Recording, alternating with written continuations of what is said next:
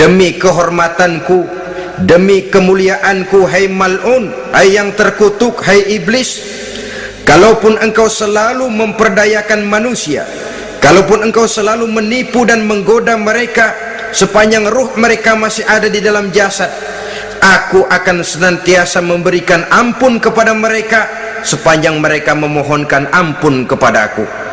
Inilah jaminan dari Allah Subhanahu wa ta'ala. Saudara-saudara kaum muslimin rahimakumullah, oleh karenanya apabila kita berbicara tentang taubat, artinya kita berbicara tentang tingkah laku kita dalam kehidupan sehari-hari. Apa yang harus kita lakukan untuk sempurnanya satu taubat? Pertama, menyesal terhadap dosa yang pernah kita lakukan. Kadang-kadang ada juga orang bertaubat tapi bukan nyesal terhadap dosa yang dia kerjakan, malah puas katanya.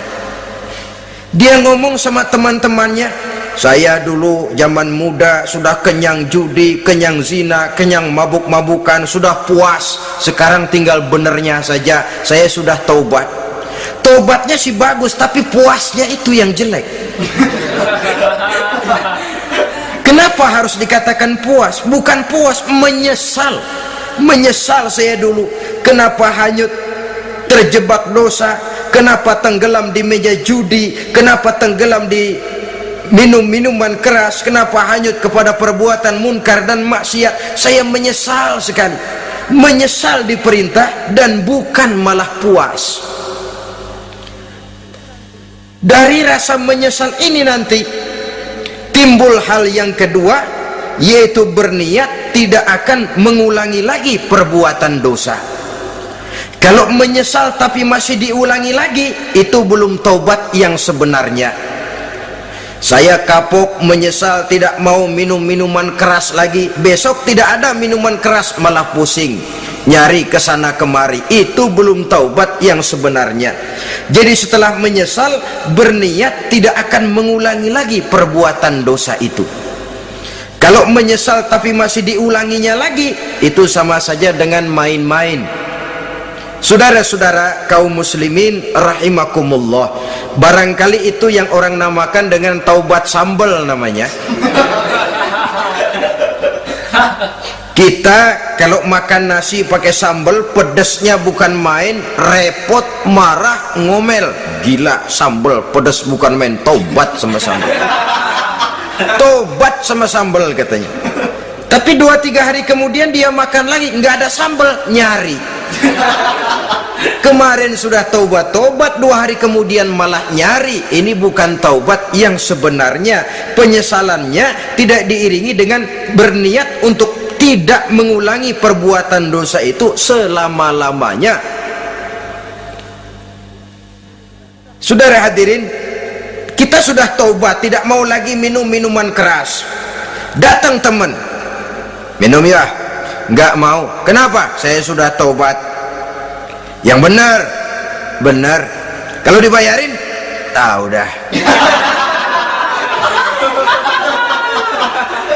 Jadi rupanya taubatnya itu cuma karena nggak ada yang bayarin. Begitu datang yang bayarin, berangkat lagi. Itu belum lagi merupakan taubat yang sebenarnya. Begitu juga kita taubat dari meja judi. Pada waktu sudah bures, bangkrut, habis-habisan, mungkin menyesal, mungkin bertaubat. Inilah akibatnya judi, rumah tangga berantakan, harta bures, anak terlantar, uang tidak ada. Taubat, saya tidak mau lagi-lagi tenggelam di meja judi. Pada saat kondisinya bangkrut, itu yang diucapkan. Tapi 2-3 hari, 4-3 minggu, 1 bulan kemudian rezekinya banyak, makmur lagi, usahanya maju lagi, lupa lagi dia kepada ucapan sebelumnya, akhirnya sedikit demi sedikit tenggelam kembali di meja judi. Ini pun belum merupakan taubat yang sebenarnya. Jadi untuk sempurnanya taubat, yang pertama menyesal terhadap dosa yang telah dilakukan, yang kedua berjanji tidak akan mengulangi lagi, kemudian yang ketiga meninggalkan perbuatan jahat itu untuk selama-lamanya. Dengan kata lain, kalau memang taubat tidak mau minum lagi, talak 3 itu minuman keras. Kalau memang niat tidak akan berjudi lagi, talak 3 itu segala macam bentuk perjudian, meninggalkan perbuatan jahat. Yang keempat, menunaikan semua fardu dan kewajiban. Sebab barangkali pada saat kita tenggelam dalam dosa, perintah-perintah Allah, jangankan yang sunnah, yang wajib saja sering kita lalaikan. Maka apabila diri telah berniat melaksanakan taubat, maka tunaikan semua kewajiban yang disyariatkan oleh agama kepada kita. Yang kelima, meminta halal kepada para lawannya dengan termasuk mengembalikan hak milik orang lain. Ini kalau menyangkut hukukul adamiyin atau hak-hak manusia. Jadi kalau kita berdosa kepada sesama manusia, Allah belum akan menerima taubat kita kalau kita belum minta maaf kepada yang bersangkutan. Adapun kalau kita sudah minta maaf tapi yang bersangkutan tidak mau memberikan maaf, itu urusan dia kepada Allah. Urusan kita adalah meminta maaf kepada yang bersangkutan. Hal yang keenam, mendidik atau melatih diri untuk bertaat kepada Allah, sebagaimana kita dulunya telah melatih diri memperturutkan diri untuk berbuat durhaka, lalu memperbaiki yang dimakan dan yang diminum. Itu juga merupakan ciri dari orang-orang yang melaksanakan taubat kepada Allah Subhanahu wa ta'ala. Kemudian apalagi, memperbanyak istighfar di dalam kehidupan. Disabdakan oleh Nabi, inna likulli da'in dawa'un wa dawa'u zunubi al-istighfar. Sesungguhnya segala macam penyakit tentu ada obatnya, dan obat dari segala macam dosa adalah istighfar.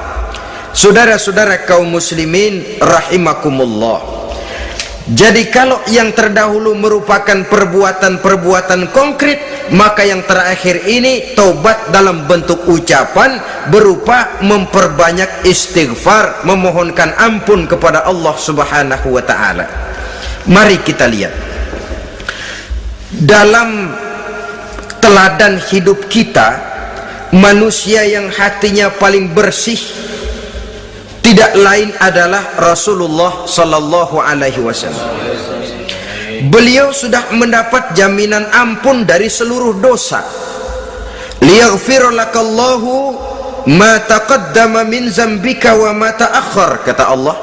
Muhammad, dosamu yang dahulu, dosamu yang sekarang, dosamu yang akan datang jikalau memang ada, seluruhnya sudah mendapat jaminan ampun dari Allah. Tetapi coba lihat dari sejarah perjalanan hidup yang mulia ini, sungguh pun beliau sudah nyata-nyata mendapat jaminan ampun dari Allah. Beliau mengatakan, ayyuhan nas tubu ilallah fa inni atubu fil yaumi mi'ata marrah. Wahai manusia, bertaubatlah kepada Allah, maka sesungguhnya saya, kata beliau, dalam satu hari bertaubat 100 kali kepada Allah. Dalam riwayat yang lain, sab'ina marrah, 70 kali beliau mengucapkan istighfar minimalnya dalam sehari semalam. Orang yang sudah nyata-nyata mendapat jaminan ampun dari Allah ini, satu hari satu malam istighfarnya minimal 70 kali. Apatah lagi kita yang nyata-nyata belum mendapat jaminan ampun dari Allah.